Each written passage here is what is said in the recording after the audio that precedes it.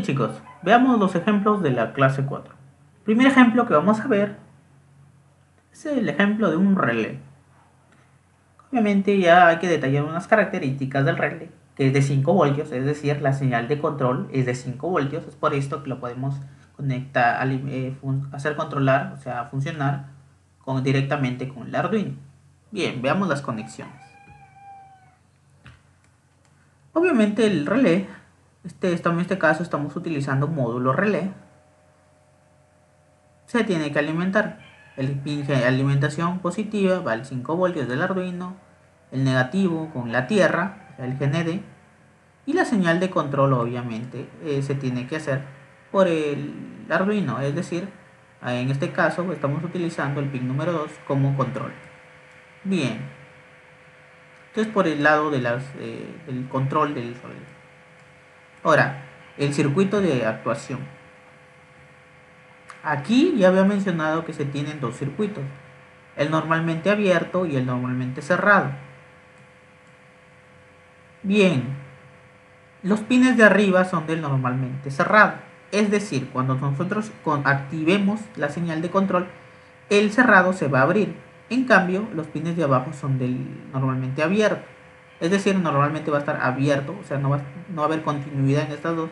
Cuando nosotros activemos el normalmente abierto, se va a cerrar. Por esto hay que tener en cuenta este detalle. Yo sé que es un poco confuso, pero hay que verlo de esta manera. Los dos pines de arriba son de normalmente cerrado, los pines de abajo normalmente abierto. Entonces, cuando nosotros activemos la señal de control, el normalmente cerrado se va a abrir. En cambio, el normalmente abierto se va a cerrar. Y esto es lo que nosotros queremos, que cuando nosotros controlemos, este circuito se cierre y me enciende el foco. Por esto que lo estamos conectando en el normalmente abierto. Muy bien. Y luego es una conexión sencilla. Luego tenemos la alimentación. Como es un foco alterno, tenemos que conectarlo a los 220, perdón, aquí es 220, porque la alimentación que tenemos en casa es de 220.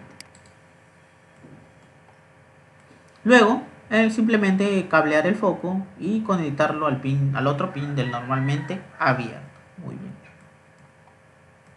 Hay que detallar también que el punto central es el pin común, que en el esquema se veía también que estaba en la parte superior, pero aquí está en la parte central también. Otro detalle que hay que tener en cuenta que es, este es para una carga alterna, pero para una carga continua sería similar. Esto no cambia, simplemente cambia la carga y obviamente la alimentación.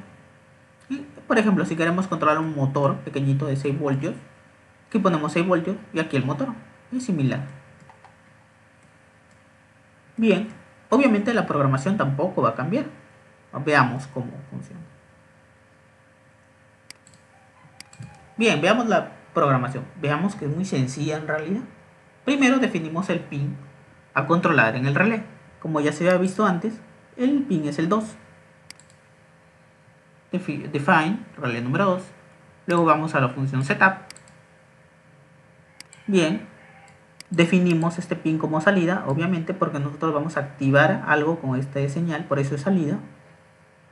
Luego vamos a la función loop y vamos a prender y apagar el foco por un segundo, similar a lo que hacíamos con el LED, pero en este caso estamos haciendo uso de un relé porque es una carga alterna.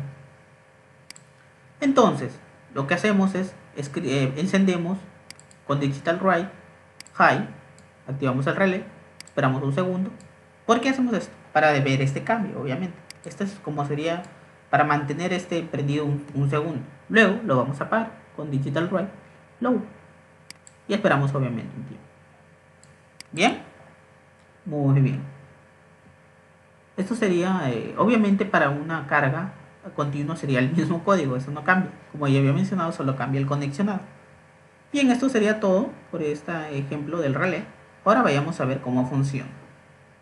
Bien, ahora veamos el segundo ejemplo de la clase 4, cuál es un relé, control de cargas por relé.